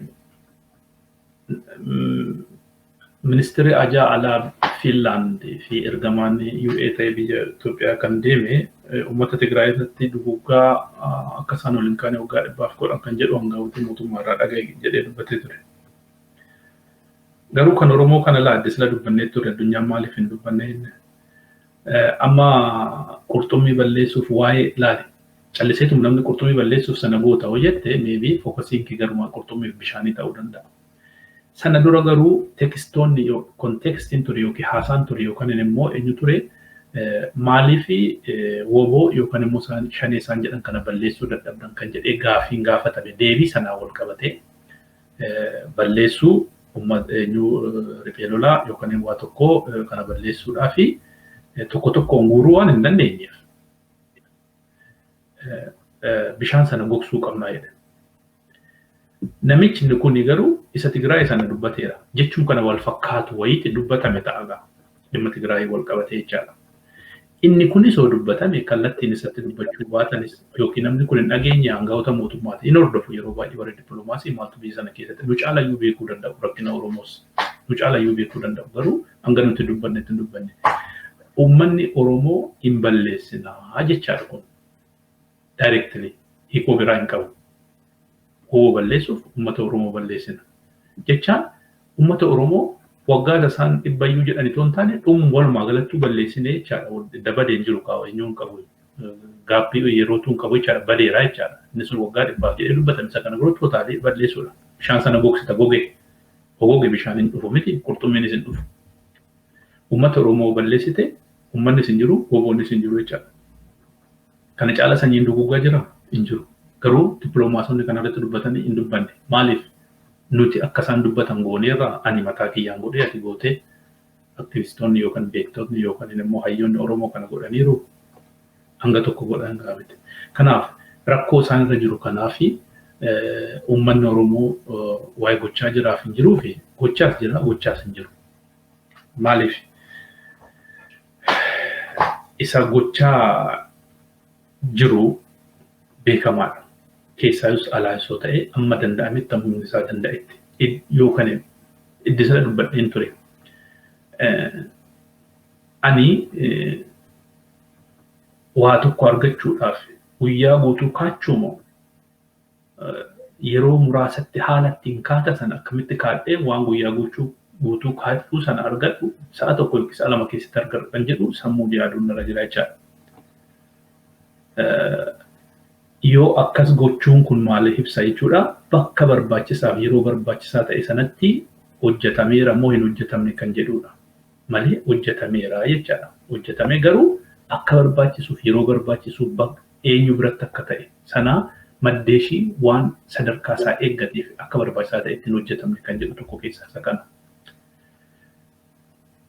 Amma akkasumas biyya keessatti lubbuusaa kennee bosona galee saba kanaafan lubbuun jijjiirama qabu uffanni osirraa dhume uffata bitataa kopheen ol bittaa nyaanni osa kana dhabame nyaachaa biraa mukallee nyaattaa waan biraa nyaattaa waan jijjiirtu qaba jechaadha bakka waan buuftu qaba lubbuu garuu bakka buusuu hin qabdu spare party hin qabu gaafanni bosona namni tokko gadi bahee lakki dadhabe garbummaa kana jedhee bosona seenu bosona sana guyyaa tokko keessatti lubbuun koo darbuu danda'a jedhee kana ofitti murteessee deemu jijjiirama waan hin qabne jechaadha.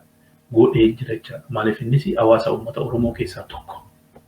Waraanni biyya Oromiyaan boboonni uummata Oromoo keessaa qaama tokko jechaadha. Qaama muratee lubbuu isaatti muree bosona gale gochaa jira jechaadha. Warri kaan warri bosona hin galle kan mana isaa taa'ee qaama mootummaa keessa taa'ee isaa ta'u akka dhuunfaattis yaadaanis haa ta'u. Yaadaan gargaara na jedhu fakkeenyaa fi yaadaan maal godhee isa gargaara namni gaafachuu danda'a. At least mootummaa kana deeggaruu baate mootummaa kanaa fi utubaa gochuu baate deeggarsannu calliseetumayyuu mootummaa kana deeggaruu dhiisuun gargaarsa karaa tokkootiin jechaadha. Kan biraa immoo nyaacha kennaafis ta'ee waan hundumaatti hirmaannaa kan godhanis ma jiru jechaadha. Isaan kunis gahee isaanii ba'aa jiru. Information biyya keessa ta'anii mootummaa biyya alaatiifis ta'e akkasumas aktivistoota biyya alaa miidiyaalee biyya alaa ta'anii saba Oromootiif dubbataa jiraniif dabarsanis gahee isaanii ba'aa jiru jechaadha. Karaa nagaa qabsoofna jedhanii hamma isaanii danda'ametti hidhaa keessa jiran sana keessa ta'anillee afaan isaanii hidhatanii hin dubbadhu jechuun isaanillee hanga tokko hojjechaa jiru jechaadha. Maaliif hin dubbadhu kan isa gochiise maaliif? Wanti irraa dubbatanii akka hin dubbannes na dhoksaniiru kanaafuu na cufaniiru kanaafuu mootummaa kana bira dhaabbadhu garuu isaaf hin dubbadhu saba kootii garuu immoo kan dubbanne dhowwan kan jedhus karaa tokkoon hanga tokko waa tokko hojjetaa jira jechaadha. Garuu inni lammaffaan inni waa gochaan jiran jedhu yookaan immoo gahee isaa bahan jedhu garaa isaatiif jecha. Yookaan immoo ittuma duudee dhuguma kichimni haasa'amaa jiru kun sammuunsaa akka inni sila dubbadhe sun sammuunsaa warra dhimmiyyee milikiin cufame sana akka hin banamneef iliitiin ta'anii yeroodhaan eenyu sana furtuu sanatti jabeessantu jira. Akkasuma warri abiyyi deeggaran Oromoo ta'anii abiyyi haasaan abiyyi yookaan inni dinagdeen isaa ta'u karaa biraatiin fedhii adda addaatiin isaan qabee teessu kuni akka isaan hin dubbanneef akka inni waan inni jedhu sun hunduu dhugaa ta'e ta'anii cufamanii ta'an suni gargaarsa tokko yookaan bu'aa tokko yookiin hojii tokko hojjechaa jiran qabsoo Oromootiif jechaadha. Isaan garuu qabsaa'aa jira jiru. Namni tokko naa qabsaa'u maatiin keessirraa dhumu eenyuun keessirraa dhumu sirriidha sirrii goone jedhee haasa'u. Naannoon tokko beelaan dhumu naannoo tokko irratti duguuggaan sanyii gaggeeffamu dubartiin haati ofii dubartiin haadha ofiiti obboleettii ofiiti keessumaayyuu maatii ofii bira teessisanii haadha bira teessisanii intala gudeedu abbaa manaa bira teessisanii haadha manaa gudeedu ijoollee biratti haadha gudeedu kan fa'annaa godhan kun faaktiidhaan waan jiru dirriitti baasanii seera dimokiraasii jedhu dimokiraasiitu jiru namni tokko mana murtiitiin seeraan dhiyaatee manni murtii yakkamaadhaa ajjeefamu yookaan hin hidhamu jedhee yookiin bilisa haa ta'u itoo murteessine gadi baasanii dirriitti uummata fuulduratti rashanan kana ilaalee kun sirriidha kan jedhu suni warruma sammuun isaanii akkuma warra biyyee miliki sana siyaasa abiyyiitiin furtuun sanaan cufamee jira jechaadha. Banuun rakkisaa ta'a isaan sammuu isaanii sun banuun yoodhuma eenyuun akkuma eenyuun calanqee wayii sun tokko dhufee rukutee sammuu isaanii bane sana cabsee ba'u jechaadha. Furtuu sana ishiin cufte sana yoo banuu dadhabdinaa tokko murtaa yookiin cabsitaa yoo tokko ta'a. Akkasitti yoo cabee sammuu isaanii fooyya'e malee fooyya'an jiran isaan kun dhiibbaa uumuu maaliif? Dinagdeen harka isaanii jira, qawween harka isaanii jira, wanti hunduu harka isaanii jira. Seeraan ala waan akka seeraatti fayyadaman jechaadha. Wanti hunduu waan isaatti fayyadaman waan seeraan ala ta'e garuu seera waa godhanii kan itti fayyadamaa jira waan ta'eef uummata harka duwwaa jiru. Uummata uumaa gochuu hin dandeenye, dubbachuu hin dandeenye, kan dubbatuuf hin qabne, kan abbaa hin qabne kana akka fe'anitti irratti gulufanii kanaan gahaa jiru. Kanaaf uummanni Oromoo kun ammallee garbummaadhaan dhiitamaa waggaa 10 yookiin waggaa 100 jiraachuu manna bilisummaan waggaa tokko jiraachuun guddaadha. Leefi halkanii guyyaa siqiidhaan nan du'aa nan jiraadhaa nan beelaa maatii kun jala beelaa naajjeesu jettee siqiquurra lubbuu keessana kan du'an oolle manatti dhufanii si ajjeesu dirreetti ajjeesanii akka bineensaaf silaatu karaarra si harkisu duuti noolu jechaadha. Ani akkas ta'a du'aa jechaa kiyyaa miti. waan biyya alaa taa'ee isaan warra biyya keessa jiran kana godhaa jechaa jirti. Biyya alaatis galee qabsaa'uu danda'a, bosona galuu danda'a yookaan immoo karaa nagaas qabsaa'uu danda'a. Kun mirga isaa hundumaa abbaatu filata. Akkana godhi sana godhi jechaa miti. Garuu falli jiru maali kan jedhamuu fi falli jiru karaa hundaanuu karaa danda'amanduu qabsoosaa itti muddee kan dur caalatti mudduudha. Maaliif yeroon amma fuulduratti deemnu kun biibbiin filannoo jettee gaggeeffatte kuni waa baay'ee baatee dhufa jechaadha. Balaa hangammaatti hin argine fidee dhufa. Maaliif duraanii haa bulchinu haa jedhaniyyuu malee hanga tokko laphee isaanii keessa uummata birattis mootummaa biraa alattis uummanni isin filanne kan jedhu dubbatamaa turee kuma jira. Kunis eenyu ta'a. Amma garuu kijibaa hin kijibne maali ta'ee itumallee namni dhaqee waraqaa kaardii sana kaa'uu baate guyyaan hundi kun eegamtee guyyaan sun gaafa darbite filannoon guutee darbeera. So isaan kan barbaadan kana duwwaadha. Malee filannoon akka hin jirre eenyumtuu hin beeka. Filannoon akka hin jirre eenyumtuu hin beeka. Garuu guyyaan sun gaafa filannoon murtaa'e sun guyyaan sun darbite filatamne dhume dubbiin sagalee uummataa eegaa kabajaa filatamne irraa kan jedhuun miidhaa namarra gahe warra kanaan dura filanne maaliif kaardii filannoodhaaf hin deemne kan jedhuun dararaan uummatarra ga'uuf deemu kan ammaan dura ture caalaa deema jechaadha. Karaa biraatiin namni bilisummaa ofiitiif walabummaa ofiitiif qabsaa'u uummanni tokko karaa adda addaatiin yoo xiqqaate jechaadha. Tokko karaa nagaatiin qabsaa'a. Karaan nagaa yoo dadhabe immoo karaa humnaatiin karaa qawweetiin. Karaan kun immoo hoo dadhabe immoo nageenyaaf qawwee kana wal simachiisu inni immoo arfaffaan karaa revolushiniitiin. Revolutionii gochuudhaan namni biyyi tokko bilisa ba'a jechaadha. Nagaadhaan teessee wajjin haasa'uu biyya sana wajjin mootummaa biyya sana wajjin hin danda'ama. Warra nagaa haasofna biyya kana fuulduratti ceefna jedhu mana hidhaatti gate isa kaan ajjeese isa kaan immoo akka hayyu duree adda bilisummaa Oromoo Jaallaa Ibsaa hidhaa dhaabbataa keessa jiru jechaadha. Socho'uu hin danda'an, namaaf lolanii wal qunnamuu hin danda'an, mari'achuu hin danda'an, haala biyyi keessa jirullee waa tokkollee wanta isaan jiruuf hin jiran isaaniitu wanti beekamu hin jiru jechaadha. Kana waan ta'eef karaa nagaa mootummaan kun hin deema hin ta'u. Biyyattii Oromoof nama dubbatu ifatti gadi baasee paabliik godhee uummata wajjin mari'atee gara fuulduraatti ceesaa hin ta'u. Karaa nagaa kuni tasuma hin jiru jechaadha. Karaa qawwee tole jedhee mootummaan si eeyyamu hin jiru. Garuu qawwee baachuu jechaan walitti butee abbaan humna qabaate abbaan immoo haqaaf humna qabaate sun moo'ee dhufa jechaadha. Jaalattus jibbitus kun hin oolu. Kana immoo deeggaruuf isa karaa nagaa jiru sana dirqama hoogganoota dhaabaa duwwaa otoo hin taane jaarmiyaan kun yookaan immoo kan waan kana deeggaru uummatatu jira jechaadha. Uummanni kun karaa nagaatiin edda dide karaa qawweetiin karaa humnaa warra socho'u karaa isaa danda'ame hunduu bira dhaabbachuun deeggaruun humna gochuudhaan karaatti agarsiisuudhaan rakkoo dhufutti agarsiisuudhaan keettoo gochuufiidhaan bira dhaabbatanii humneessanii gara bilisummaatti deebisuu. Itti dabalataan sadaffaa kana godhee immoo revolution itoo karaa qawween hin jiraatinis itoo hin jiriin fottoqee bahee uummanni mootummaa sanaa irra dhangala'ee revolutionii gaggeessuu ni danda'a. Akkuma yeroo darbee sana akkuma revolutionitti yoo fudhachuu baanne sochiidhumaan ture qabsoo ture garuu revolutioniin kunis qaama qabsoo keessa jira. Inni akka arfaffaatti fayyadamaa jechaadha. Yookaan revolutioniin sunii fi humni kunuu wal qabatee wal qabsiisanii si'a tokkicha wal faana chochoosanii mootummaa kana aangoo qabata jedhee qawwee qabatee uummatatti garagalchisan irraa kaasanii qaama yookaan immoo mootummaa biyya sanaaf sabaaf sablammii biyya sanaaf ta'u gadi dhaabuun ni danda'ama jechaadha. Kan gochuu qabu gaa uummanni kanuma carraa biraa hin qabu. Carraan isaa yookiin garbaa'umee tole jedhee harka kennatee jilbeenfatee waan sirni Habashaa Emmiyyee Minilik jedhan dhufee irratti jigu sana afaansaa aadaasaa hundumtuu hafee fudhatee taa'u. Yookaan immoo kan miidhamee hegeree ilmoo isaatii dhuftu kanaaf carraa gaarii biyya tasgabboofte tokko dhiisee fi deemuu qaba jechaadha. Warri biyya alaa taa'e immoo karaa isaa danda'amu karaa dippiloomaasii, karaa dinagdee, karaa sagalee ta'uu, karaa hundumaan immoo waan isarraa eegamu hundumaa gochuu irratti yoo bobba'e furmaata argata malee furmaanni biraa hin jiru jedhan karaa kiyyaan. Tole hedduu galatoomii mee gaaffii gosa kaan nan bulfadhaa gara dhumaatti deemaa jira.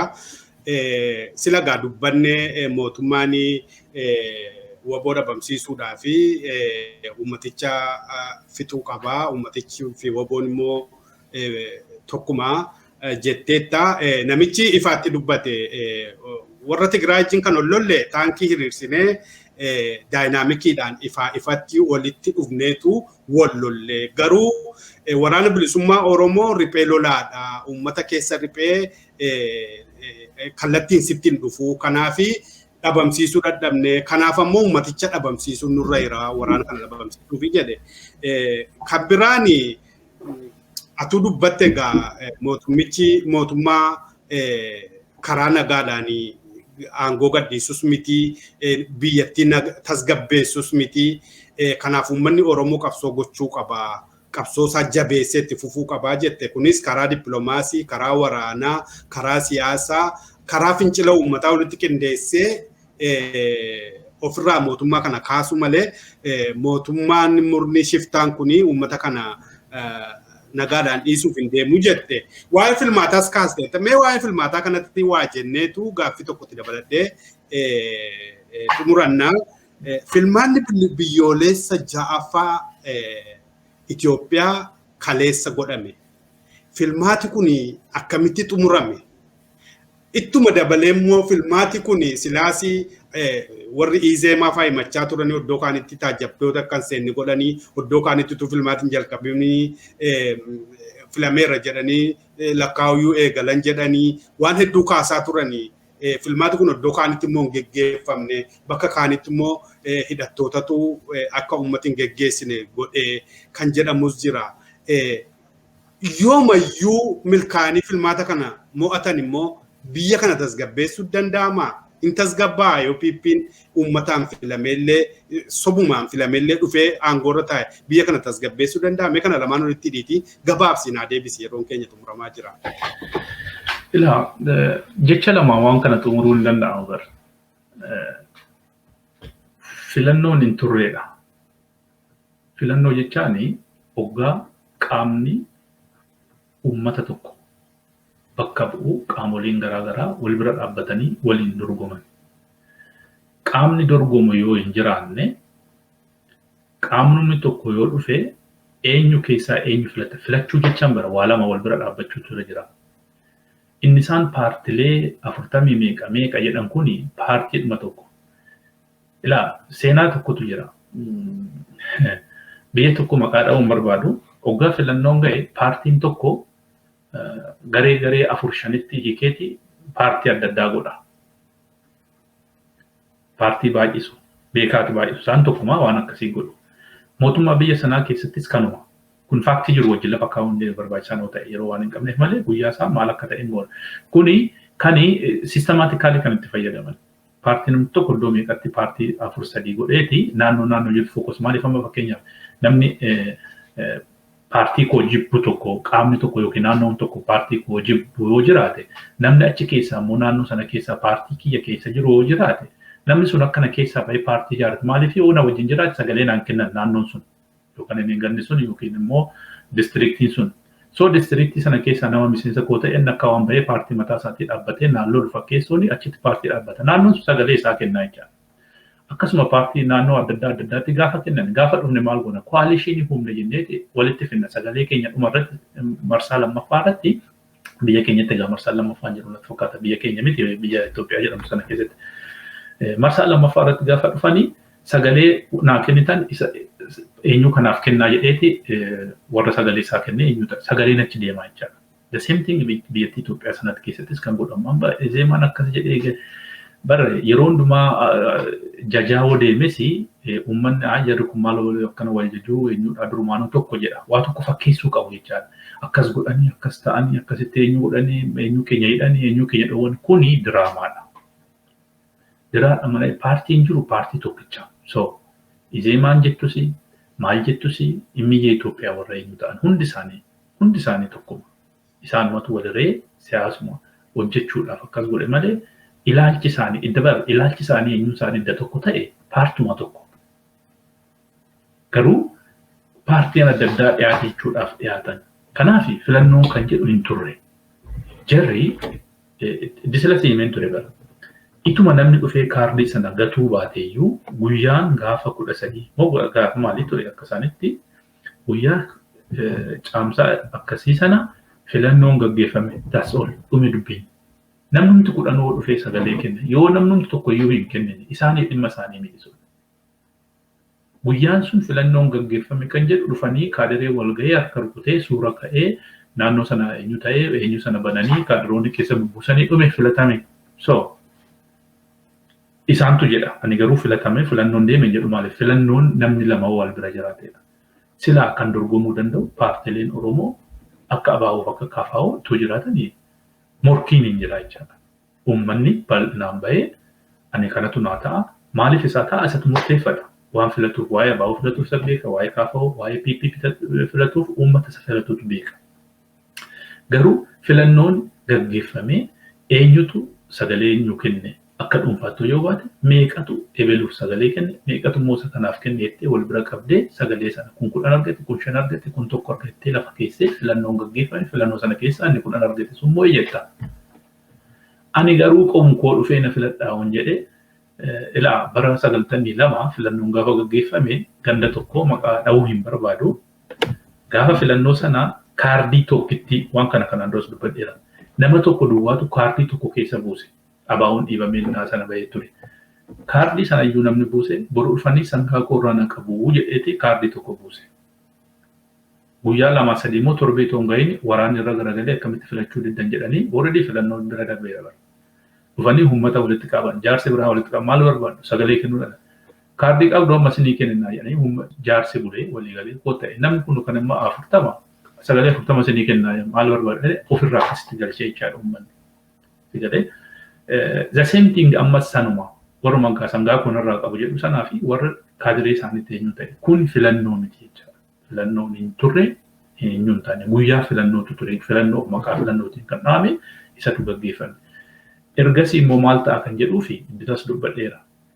Guyyaa har'aa already darbe miti filannoon kun maybe gaafa isaan sagalee siyaasuma jechaadha labsinee jedhanii dubbatan irraa kaasee maaf sagalee hin kennine maaliif guyyaa sana isa turte maaliif hojii galte guyyaa sana hojii dhoowwuun ilaalame yeroo hundumaa biyya hundumattuu yeroo hojii miti kan sagaleen kennamu biyya teknooloojiin guddate mana kee teessee onlaayinii eenyu goota biyya teknooloojiin guddate immoo qaamaan argamtee sagalee kennita silaa guyyaa boqonnaa ta'a guyyaa boqonnaa kan taanee fi guyyaa hojii akka ta'eef maaliif namni sun hojii sagalee kennuu didee iddoo hojii dhaqe ina daba akka salphaatti to'ataa jechaadha.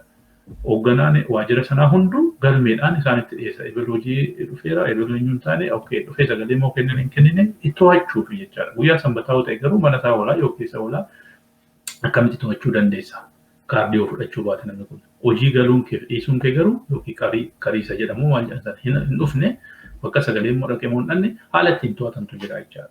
Kanaaf guyyaa kanas godhan. Kunis egaa isaan tokkoffaaf namicha akka jedhutti adda ta'e wanta adda godhu jiru. Sagalee kennuudha jimaa. Wanti adda isa godhe hin jiru. Kanaafuu rakkoonii isa filannoo isaan jedhan dura ture caala ammaan booda kan dhufutu Oromoo irratti cimaa dhufa. Ajjechaanis hidhaanis uummata seera filatan sagaleen filatee mootummaa kana keenya filatee fuuldura dhaabbatan kan jedhu rakkoon hanganan jedhamnetti uummata Oromoo fuulduratti deema. Kanaafuu uummanni Oromoo kana of qopheesse ofirraa mootummaa of jedhee of waamu kana ofirraa jigsuu qaban jedha. Hedduu galatoomii xumurarratti dhufneerra akkumati jette filannoo miilanaa kan adda taasisu waan hedduudhaa jedhu gara 10-15 lafa kaa'u namni fakkeenyaaf Finfinnee keessatti qaamni hin beekamne 47 filmaata kanaa fi nama kakaasaa ture jedha qaamuma hin beekamne kun Finfinnee keessa biyya mootummaan jiru biyya iddootti garaagaraa jiran keessatti. Filmaata kana keessatti iddoo tokkotti jedhu bulchaatu dhufee taa'ee achi keessa buusi jedhee uummata ergaa jedhani. Kanas dubbatan. Fakkeenyaaf Amboo keessatti PP qofatu dorgomee jedha. Walumaa galayyuu akkumati jette warri Izeemaas ta'e Biraanuu Naggaafaa kan isaan jiraatan mooraa galma Minilik keessa isaan tokkumaa akkumati jette shiraaf jedhaniitu malee isaan warruma tokko filannoon kunis silas filannoo miti addunyaanis simannee uummati biyyattiis garri caalummaa mana cufatee oolee jedhu. mana isaa cufatee gad hin baane. Kana jechuun diddaa agarsiisuudha jechuudha. Sanas ta'u kanas ta'u isaanii kan itti guddatanidha. Korojootuunis filatamneerra jedhanii humnaawwannoo jechuunis kun sirmaa beekamaadha. Meedhuma irratti sochii amma jijjiiru kana dura dhaabbachuudhaa fi waan garaa gochuudhaa fi uummanni keessaa biyya alaa jiru kuni dinagdeedhaan geggeessuu sagalee ta'uu fi uummaticha biyyichaatiif waan garaati.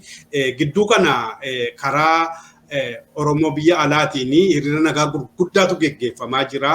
Ji'a hiriira nagaa uummata Oromootiif sagalee ta'anidha jedhame. As Siwiidinii keessattis kamisa dhuftu gaafa 24 kana geggeeffamuuf deema. Koree hiriira sana qindeessu keessaati immoo nama tokko mee itti ba'iinsi hiriira kanaa fi sa'aatiin hiriira kanaa fi faayidaan saattamii achumaanis immoo uummata Oromoo maraafis ta'e qabsaa'otaa fi daayispooraafis yoo ta'e dhaamsa qabdu nuudhaamii galatoomi. Ayyee galatoomi gaheen diyaasporaa yookaan immoo Oromoo biyya alaa jiru kun sagalee uummata isaa ta'uudha. Karaa dippiloomaasii hojii dippiloomaasii hojjechuudha. Dinagdeedhaan uummata biyya keessatti miidhame akkanumas immoo qabsoo gaggeessan bira dhaabbatee humna ta'uufiidha. Karaa dippiloomaasii naa jennu dippiloomaasii tokkoffaa fi qaamni murtaa'e yookaan immoo hawaasa keessa koominiitii keessaa filatamee hojii dippiloomaasii irratti hojjetu rakkoo biyya sana keessa jiru bal'inaan ibsee ragaa qabatama faana akkan iddisila jedhee sirriittan bareecha jettee waan hin taane itti daddabalte sana iyyuu hin balleessita malee waan sirreessitu hin jiru. Kanaaf haquma jiru sana faaktii jiru sana ragaa qabatama wajjiniin bakka dhimmi ilaallatu fi yeroo inni itti ilaallatu sanatti bakka sanaan gahuutu irra jira jechaadha. Dubbadheen ture disilas rakkoon akka hojjechaa jira garuu akka barbaachisaa ta'e ittiin hojjenne kan hin jedheef kanaafuu dippiloomaasota dhuguma miidhaa fidu ittuma kennitee biraa deebi'uu otoo hin taane immoo dhimmi keenya sun maalirra gaheera. Karaa akka gareettis yookaan akka dhuunfaattis karaa qunnamtii qabdu hundumaan hangaa'ota mootummaa biyya alaa baafeetii wajjin bilbiltee wal qunnamtee yeroo sii kenname sanatti wajjin haasa'uu dandeessaa yaada ibsachuu dandeessaa kun rakkina hin qabu. Rakkina sana immoo ibsuudhaaf anumta nyaanna filatteedha dhaqeedhuma daanyeedhuma waanuma afaan koo mi'aayee fi ta'eedhaaf ta'uu dhiisu hin ta'u bara. Dandeettii dippiloomaasii dandeettii dubbatee amansiisuu waan dubbate sana immoo haalaan ibsuu nama danda'u. Rakkoo sana bal'inaan akka namni sun fudhatu gochuu kan danda'u malee namni tokko yeroo baay'ee amma akkanuma namni tokko bahee sagalee isaa dhageessisee biluu jedhee fuuldura buusa rakkoon Oromoo kana iddoo adda addaatti argamaa jira jechaadha. Akkas ta'uun irra hin jiru. Inni callisee taa'e suni homaan beeku jechaa miti. Yookiin isa callise sanatu isa sana caaladda. Namni sun waan of agarsiisuu hin barbaadu yookaan immoo populaaritii hin barbaadu yookiin tokko hin barbaadu. Kanaaf callisuu filate ta'a. Hojjaan hojjetu garuu hundumaa ol ta'a. Namni nama amansiisuu danda'u. Yaada isaa bal'inaan ifaa fi ifatti guyyaa guutuu haasa'uu otoo hin taane daqiiqaa muraasa keessatti konteekstii barbaachisaa ta'an sana bal'inaan qaama ilaallatu sanaa ibsee hubachiisuu nama danda'u sana filatamuu kan qabu. Barreeffama yookiin ragaa dhiyaatan sana immoo moor sirriitti ifa akka godhu godhee agarsiisuu kan irra jiru. Sun filatamee qaama ilaallatu sanaa fi bakka ilaallatu sana ga'u. Kanarratti hojii guddaan kan hojjetamuu qabu. Hiriirri fookasii namaa atiraaktii gochuudhaa fi akkasumas immoo qaamolee hooggantoota naannoo sanaa yookiin jaarmaalee siyaasaas haa ta'uu bulchiinsa biyya sanaas haa ta'uu fookasii tokko atteenshinii tokko harkisuudhaa fi gargaara. Akkasumas immoo tuuristiin biyya sana keessa naannoo maaltu dhalate eessaa biyya kamii maaltu irra ga'e kan jedhu odeeffannoo babal'isuu argachuudhaan sheerii gochuudhaan karaa social media garaagaraatiin fireendi isaa hiriyoota isaanii biyya isaanii iddoo hundumaatti gochuun inni kaan immoo itti dhiyaatee iyyuu maal inni kun jedhee informationii guurratee qaama laallatu irrattillee yoo xinnoo dabarsaa dhufe ammoo wanti sun baay'achaa dhufu ilaalinaa namni tokko waa tokko sitti maybe yaa'u calliftee ilaaluu dandeessa. Namni lama namni sadii namni afur namni 10 garuu akkasuma wanti sun sirratti deddeebisoo hime wanti kun maal jettee yaadachuu dandeessa. The same thing irra deddeebi'amee wanti kun godhamuunsaa akka fokusiin irratti godhamu rakkoon kun maaliif irra deddeebi'amee nutti himame dhuguma rakkoon jira jedhee akka hubataniif sun tokkichatti kennetti yoo deebite garuu namni abbaa kanaa jedheedhaaf maaliif jibbiinsaaf itoo hin taane waa biraatiif itoo hin taane biiziidha namni hin hojjetaa yeroo isaa pilaanii godhee deema si'um tokkotti kenteef yoo mijate ilaale yoo mijachuu baate immoo raanfachuu iyyuu hin danda'a jechaadha. Yoo itti deddeebite garuu sagantaatti baafata maaliif wanti kun meenan ilaala kan jedhu jechaadha. Kanaaf si'um tokkotti kennanii deebi'uu si'um tokko hiriira baanii deebi'uu otoo hin taane yeroo barbaachisaa ta'etti baanii sagalee dhageessisaa barreeffamaanis akkasumas immoo qaamaa wal arganii wajjin haasa'uun murteessaadha. Kanarratti diyaaspooraan Oromoo cimuu qaba. Biyya garaa garaatti godhamaa ture. Baanarii adda addaa baatanii karaa adda addaatiin mootummaan gamtoomaanis akkasumas immoo karaa yamnaat maqannat jedhee biyyi waamu sana kan maallaqa irraa guurrachaa turan sanas bakkee biraas akkasumas immoo waa'ee biraas maalishiin sagalee afaan Amaariffaatiin kan dabarsu sana Voice of America sana achis iddoo adda addaatti deeman Jarmanittis akkasii Ingilaanis akkasii iddoo adda addaatti deemaniiru walgahii ba'aniiru hiriira ba'aniiru Siwiidinittis immoo qophaa'aa jira. Haaluma kanaan egaatti deemuudha wanti gochuu dandeenyus kanuma inni karaa hiriiraa dippiloomaasiinis sanumaa wal qabata. Gargaarsi immoo dirqama namni Oromoodha jedhe tokko kan fira biyya dhabe hin jiru kan maatiin isaa rakkoo kanaan hin rukutamne yookaan immoo miidhamne hin jiru. Kanaafuu rakkoo sana keessaa bahu wal bira dhaabbatanii sagalee tokkoon uummata isaanii biyya keessa jiranis gargaaru. Isuma immoo rakkate yeroo hundumaa gargaaruu fokkasiitoo hin taane rakkoon hundee rakkoo kanaa maali?